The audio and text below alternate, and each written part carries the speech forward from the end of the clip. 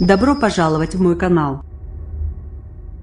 Angela Merkel et les sociaux-démocrates ont enfin réussi à s'entendre pour former un gouvernement en Allemagne. Près de 24 heures après le début de négociations non-stop, les différentes parties ont trouvé un terrain d'entente ce vendredi matin, selon une source proche des négociateurs. Cette source a répondu par l'affirmative à la question de savoir si un compromis avait été obtenu.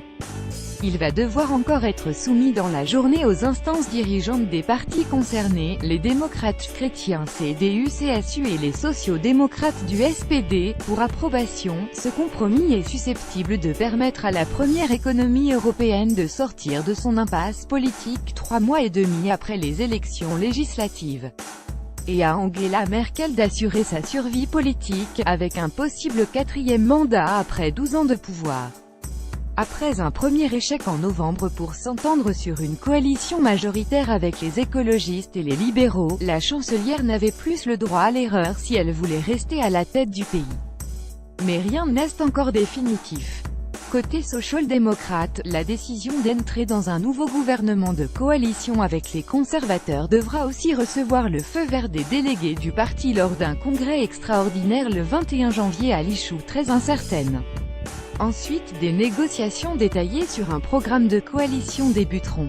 Un renforcement de la zone euro avec la France dans le texte de leur accord gouvernemental obtenu par l'agence France-Presse. Les conservateurs d'Angela Merkel et les sociaux-démocrates allemands entendent renforcer et réformer la zone euro avec la France. Nous voulons, en étroite collaboration avec la France, renforcer durablement et réformer la zone euro, afin qu'elle puisse mieux résister aux crises.